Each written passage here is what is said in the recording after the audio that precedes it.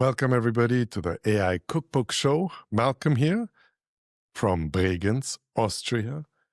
Funnily enough, we are using AI to analyze our own podcasts, obviously. And one of the things that it was saying, yeah, you're losing yourself. And I was like, why? It's like, you're not always saying in every episode, greetings from Bregenz like you used to. I'm like, oh my God. Okay, fine. So let's move on. Let's talk about Anthropic. So I know the last episode was about Claude, and every second episode is about Claude and Claude Code. This one's very different. A couple of weeks ago, we made an episode about the Anthropic Report on productivity. It's really, really long, and the way that they did it is they analyzed hundreds and thousands of different conversations from Anthropic. Now, we talked about the productivity gain part in part one, and then we kind of said, okay, we'll probably do a part two because there's still a lot to say. And today we're going to talk about the great misunderstanding of AI. What's the misunderstanding? So when you look back historically, what happened is productivity improvements, they did not come from speeding up old tasks, but from fundamentally reorganizing production. Let's take a very simple example. We'll go into it a bit later. When, for example, Ford looked at the way that they produced cars, he did not say, well, before we had a steam machine, so let's put an electric machine and let's run things just a bit faster because, humans will then produce cars faster. No, he looked at the entire thing, the entire way that they were producing, and said, look at this. We need to totally reorganize the way that we build cars. And today we're going to talk about electricity, and we're going to talk about internet and PCs, and we're going to talk about the top 5 skills that you need in the company and that your employees need in the company to be able to really make AI work. So yeah, action, let's go. Flip the switch, the circuit's live. Digital dreams, they thrive and strive. Recipes coded to feed your mind, serving knowledge of the AI kind. Welcome to the AI Cookbook Show, where the data streams and the insights flow. Tune in slow, let the rhythm grow. For every soul in the know and those who don't. With AI, leaders are obsessed with the speed that AI can give us. Okay, we can do this process faster. We need now 6 hours. Maybe we can do it in 1. Okay, that's fine. Speed is one thing. But remember, the main event we were talking about, or what we try to teach business leaders, is reorganization. Your strategy, if it's only using AI for efficiency gains, is you're probably missing that $1 trillion point. So we said we're going to talk about electricity. So let's start with electricity. Now, imagine a factory in the late 1800s. Probably it was over 2 or 3 different levels, but it was still powered by a huge single giant steam machine.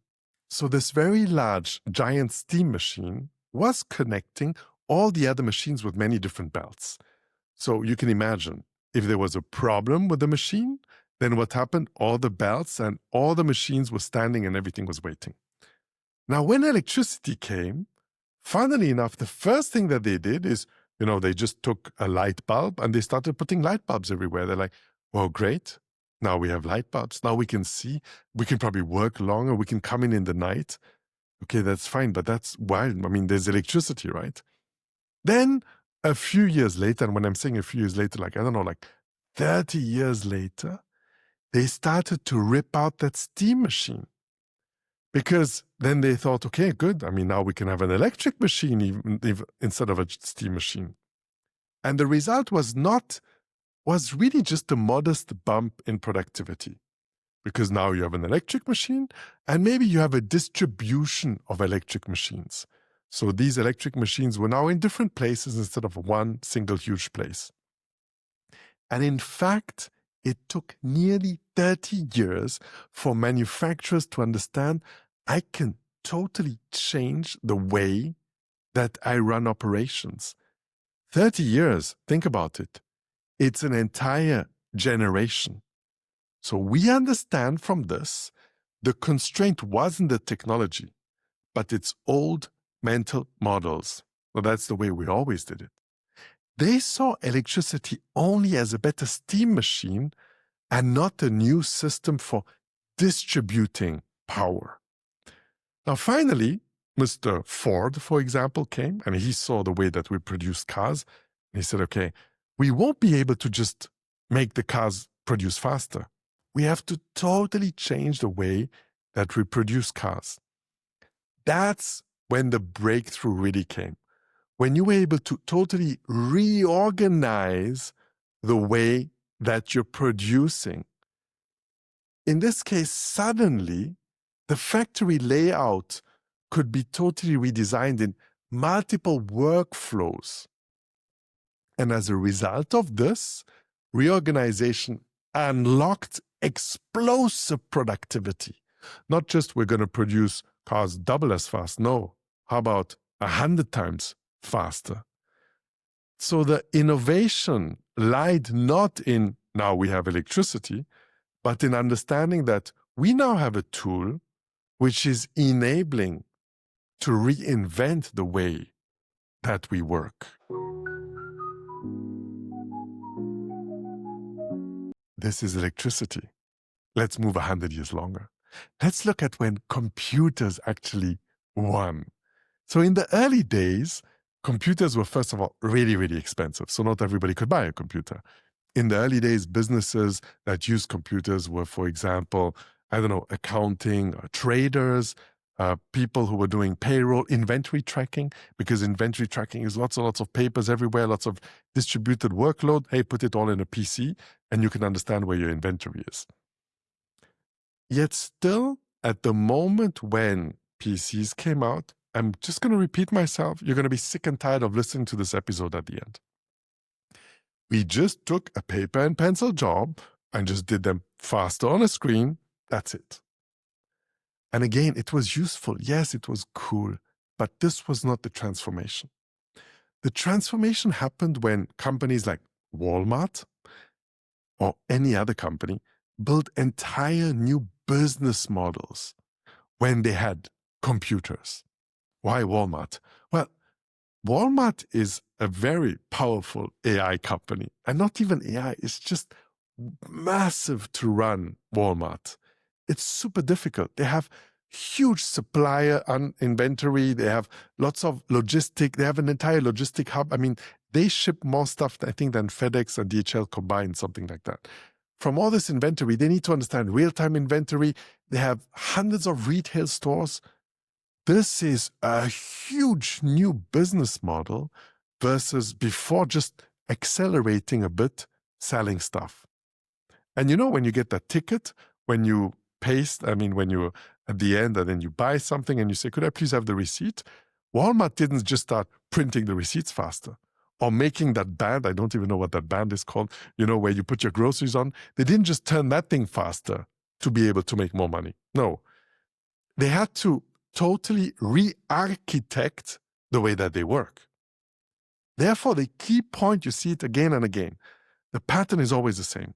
First, companies start accelerating old tasks a bit. Oh, this is cool. Like with AI. Oh, now we have AI. Before, we used to write emails in 1 hour. Now we write it in 10 minutes. Yippee. No, stop. When we work with companies, we're trying to really make them understand, forget using Copilot or ChatGPT just to improve processes. You can do that. But nobody cares about this. The jump will come from reorganizing work around these new capabilities that employees now have because of AI.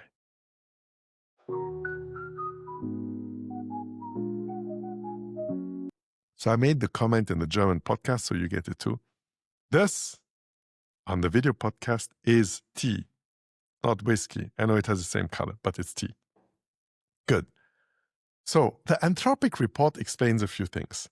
It explains that we stupid humans are right now in phase one.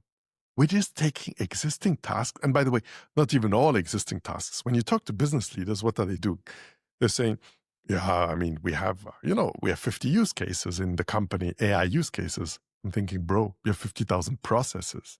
Why do you have 50 use cases? First, we want to do a pilot.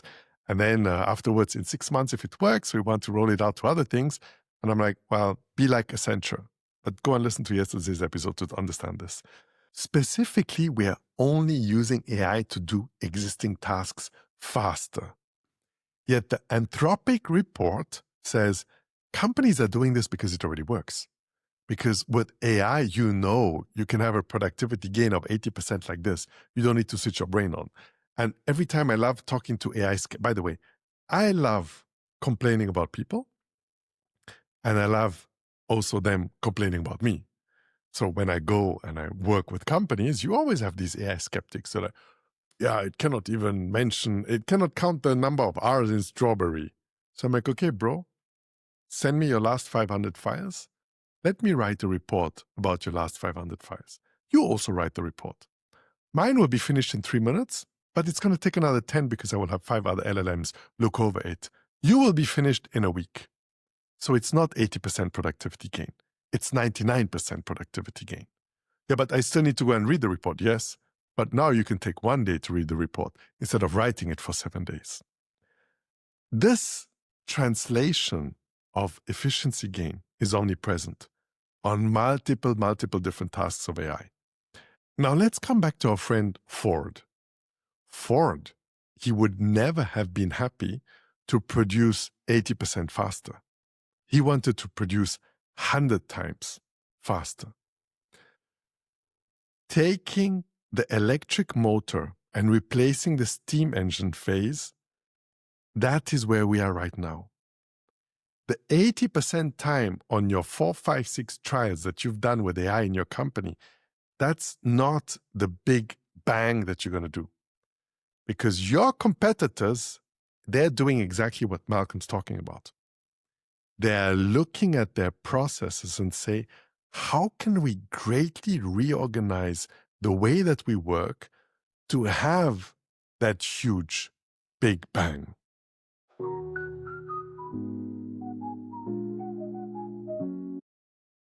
The fundamental question that every leader needs to ask themselves is, how do we redesign our company around AI? What are we talking about? Look, I always bring it up, but it's the single easiest thing that you can do in your company. Just start recording each and every single meeting. Now, when we do a use case deep dive, because we'll work with companies, then we show them how to use AI, and then we work with different departments, and then we will do so-called use case sprints. And in these use case sprints that I always speak about, one of the top things that we say is, are you recording meetings? Well, first of all, they don't. And if they do, what do you do it with? We get the action items. And I'm like, this is wild. What are you doing? Take them, channel them somewhere, funnel them. Every single day, the CEO of the company gets an email and understands what happens in the entire company. This is so easy to... Literally, Damian sits down for a week and it's done. It's so easy to do this. Yet when you talk to a CEO, I like to tell them, you have no clue what's happening in your company. Because it's decimated. Information is decimated until it gets to you. Somebody attends a meeting for 5 hours. They write you an email with 2 lines. It goes to their boss. Their boss has another 5 people reporting to them. Another 2 lines come to you. Isn't this wild? Isn't this wild that we have no understanding of processes of what's happening in our company? How should we redesign how should we redesign teams, hierarchies, workflow, and morph all of this in AI native capabilities? We cannot. Let's look at a teacher, just a normal teacher going to school. Now, my wife coaches teachers. That's why it's very easy for me to understand the use cases. And she says they used to spend a lot of time doing planning, the lessons planning, and then doing slides while Canva AI does the slides, and doing the planning of the class. Well, that ChatGPT does that in 2 minutes. So that went from 4 to 5 hours down to 10 minutes. Okay, now the teacher must have a lot of time. Why are all your kids not getting an A+ in school? Because, sorry, the teacher just won 4.5 hours. How the hell is that not possible, that that extra time goes into making your kids cleverer? So we understand again, it's not a technological question. It's an organizational design question. If the teacher had 4.5 hours, what would he or she be able to do to be able to boost the scores of your kids? And now let's look at these skills that these teachers or you or other people need to really move into phase 2 from the deployment of AI in companies.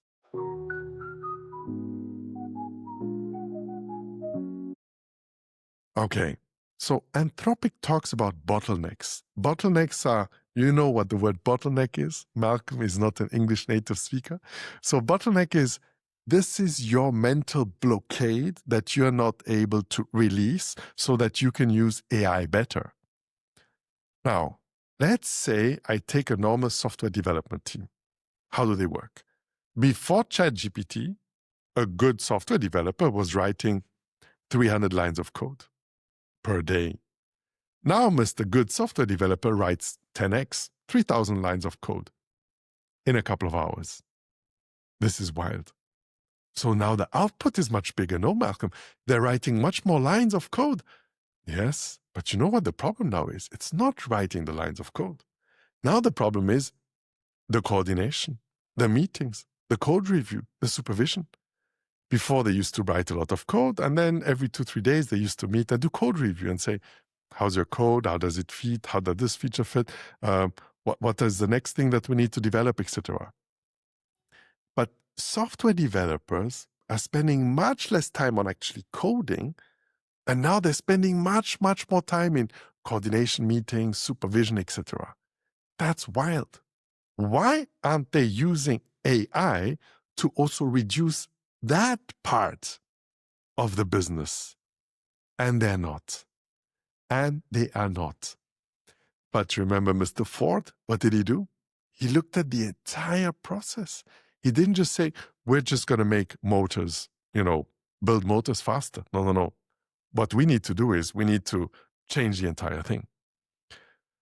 So getting 3 teams to agree on an API, or even worse, on a set of AI agents that are using multiple MCP servers, that are going to code half of them by themselves for features that we haven't even spoken about, that's not the technical problem.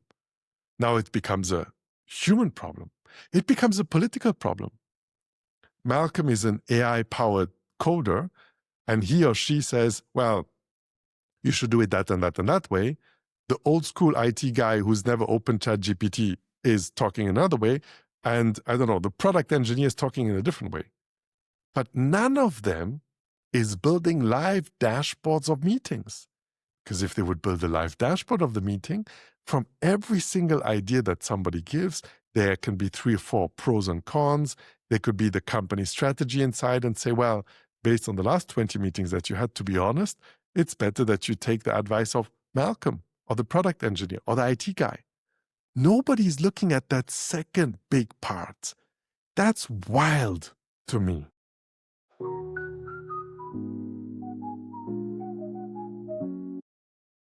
So we move away from start thinking of how you could use AI to focus on navigation and coordination, because that's a big problem in every single company that's still not tackled.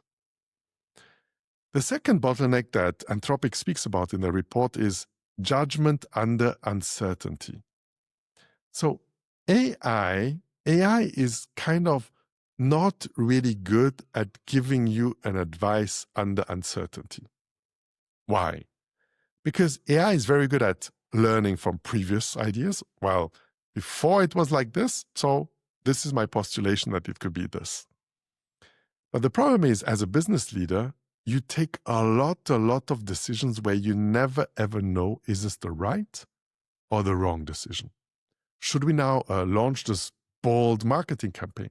Should we hire these 5 people even though we're not even making revenue in that department yet? So I'm not saying that AI will help you with this, but under uncertainty, AI is very, very good at building things for you so that you can overlay them and understand the problem.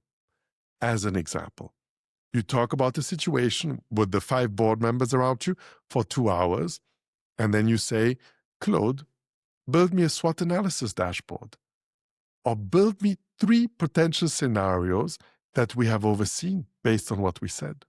So now, don't have a board meeting for 1.5 hours to discuss a problem. Have it for 45 minutes. Take a coffee break, come back, and look at the dashboards that AI generated to be able to augment yourself. Nobody does that. I promise you, I've never seen business leaders do this. It's wild. It takes 5 minutes, like just open your, Claude, paste the transcript inside, or ask Damian to set it up for you, and then analyze the outcome as a dashboard. We teach this in our academy. You don't need to be clever to do that. Like, I can do this. My IQ is very small, and my IQ is dropping because I'm using a lot of ChatGPT, and there's an MIT study that shows when you use a lot of ChatGPT, your IQ drops. Therefore, the ability to make a call, to get a better outcome, or to understand the potential of an outcome is greatly, greatly improved. Yet this is a bottleneck number 2 that business leaders are not using enough. Look, as AI provides more and more answers and better answers, the value is not in looking at all of these answers and trying to understand what should I now go into, but the value shifts into the right questions and augmenting your brain using AI.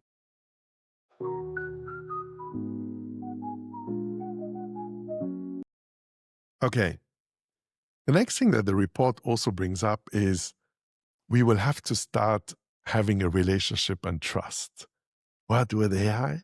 Oh, AI cannot even do 2 + 2 in most of the cases, and I should trust AI. Well, yes, you will have to eventually. Some people do already, but you will have to. Okay, let's talk a bit about this. So when we talk about trust, let's say you take a student who's 17 years old and about to go to university. I think in America you guys call it college. And he talks to his teacher that he's known over the last 2 or 3 years. What's going to happen? Well, the teacher will say, well, Malcolm, I know you. You're pretty good in maths and chemistry. You're pretty useless in English. I think you should study physics, whatever, who cares? Now, I want to give you a personal anecdote.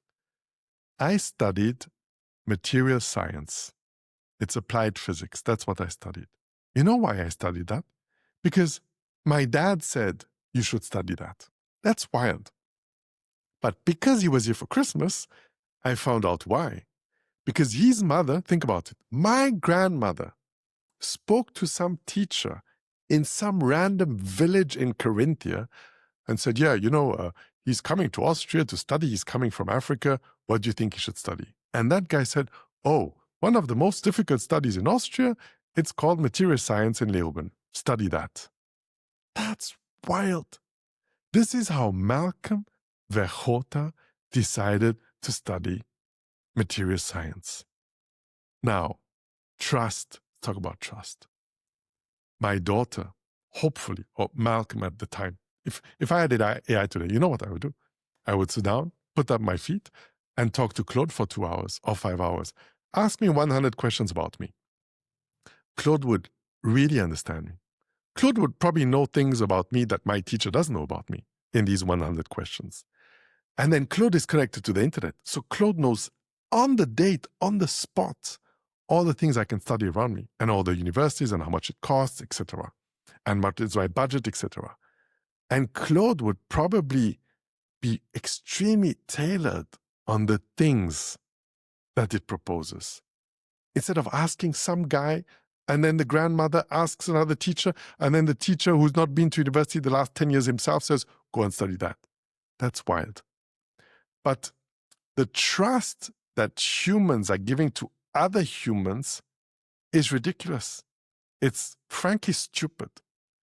So I'm not saying stop trusting humans, but I'm saying, okay, maybe you talk to Claude for 5 hours, and then you take that and you go to the teacher and you say, I talked to a large language model and the large language model thought that. What do you think?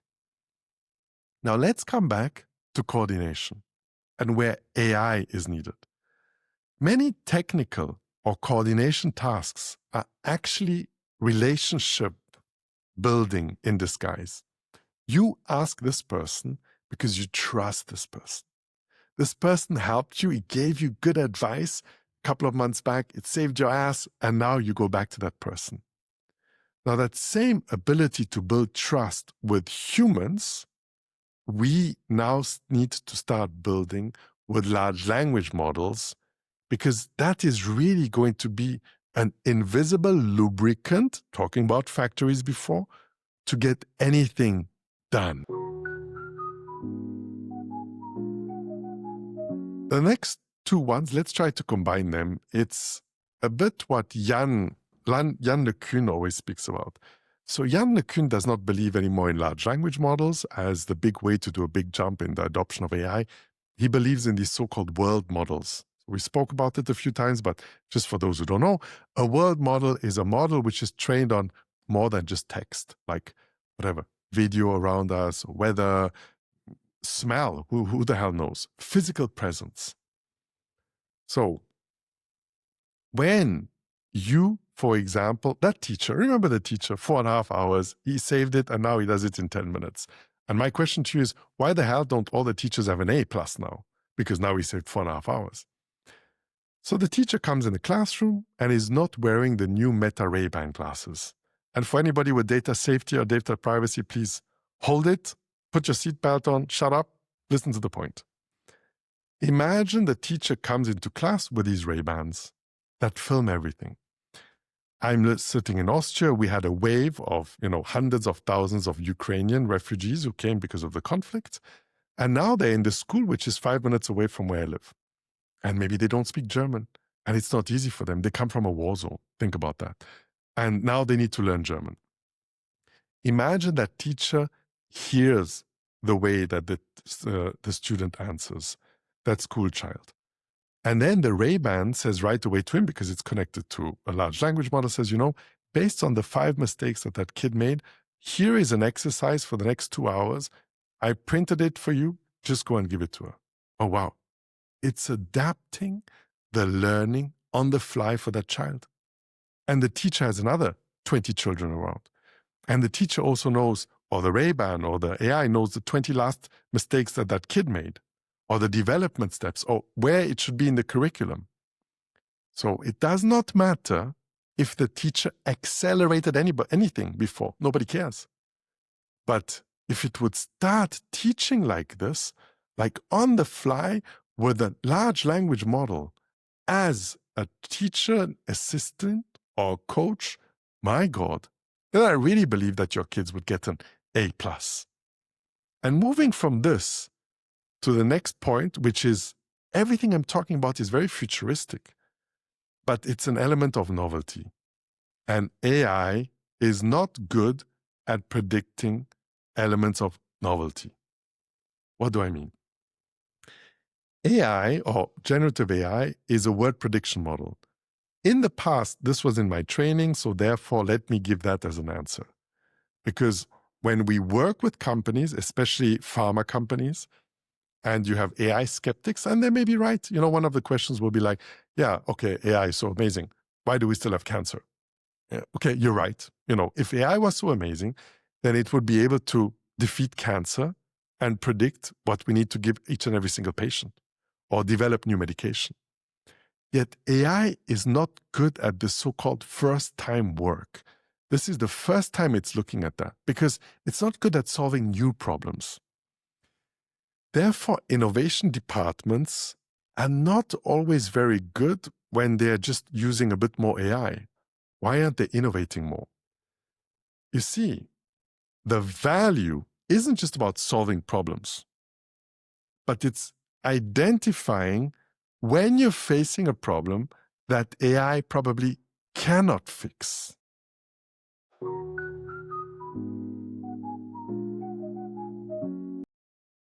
So, Malcolm, essentially you laid out a new job description for me. Yes, I laid out a new job description for you. And it's so funny, if you take a step back and actually put a pause now, go and drink a tea, this whiskey, which is tea, and think about these future of work skills. They're not new, like you don't need to be clever. Building relationship and trusts. My God, I think we did that around the campfire. Judgment under uncertainty. Yeah, I mean, we had to know, do I now go and chase that animal, or will I be so far away from my camp that then I'm going to die and sleep at night in the cold? No. First-time work, physical presence, all of these things, you don't need to switch your brain on. These are things that inherently we have in us, but we don't have them, or companies are not using them as anchors to roll out AI. Remember the first one I spoke about, coordination and navigation. That's your number one AI use case. Stop whatever the hell you're doing. Start recording all the bloody meetings. Get all the action items out. Connect it to your CRM. Do your employee engagement survey through this. See who's engaged by seeing what AI thinks about people attending each and every single meeting. And we continue so forth and so on. But don't keep the old structure like we just said before. To be able to innovate and move to that phase 2, using AI, the uncomfortable truth is you will not be able to just do your job faster. Nobody cares about it. Doing the job faster is like the minimum standard. You know, I used to work in oil and gas, and we always used to use, I don't know why we use that phrase, it's the minimum standard. Like, you did a really good job. You went to your manager and you said, you know what? I just did such a good job, A, B, C, D. I improved this process by, 30%. And he would turn around and say, yeah, from now on, that's the minimum standard. Okay, fine. So the long-term competitive advantage that companies will have and that you will have is by reinventing the wheel, reinventing processes with AI, and thereby overcoming these human bottlenecks. Because we spent 100 years valuing people who were good at processing information. Oh, Malcolm, you're able to write a report, 3 times faster than your colleagues. Good job. Okay, stop. But now AI can do that. So now, if AI can do all of these things that are very mundane and that people hate doing, like who likes to write an email, isn't this wonderful? Because now, probably for the first time in history, we're becoming more human.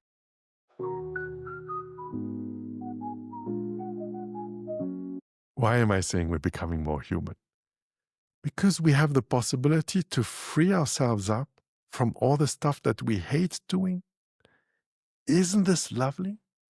And by freeing ourselves up, by not doing the things that we don't like doing, we have the time to put up our legs and put them on the table and chill and think and be pensive. And why do we need it? Because we know that AI is not good at that. AI will not reinvent our processes. But we can think, how would we reinvent our processes? Which innovation do we need to run in this company to totally reinvent this company? Because Malcolm said that Ford did not just want to do 80 things 80% faster. Ford wanted them to do 100x faster. How can we do 100x faster things in our company? How can we produce 100x faster? How can we do 100x more revenue? Do you understand this? This is lovely.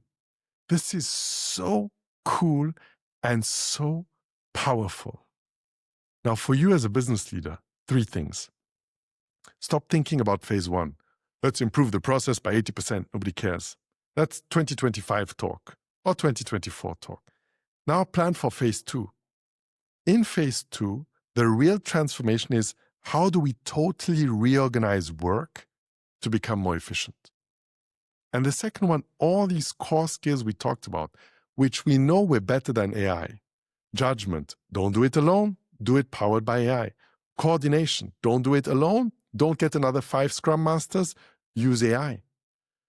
And also start building a relationship with AI where you start trusting AI and understand that probably novel things will not only come from AI, they will come from our human brain. And therefore, the third one is, this is going to force us to be more human again.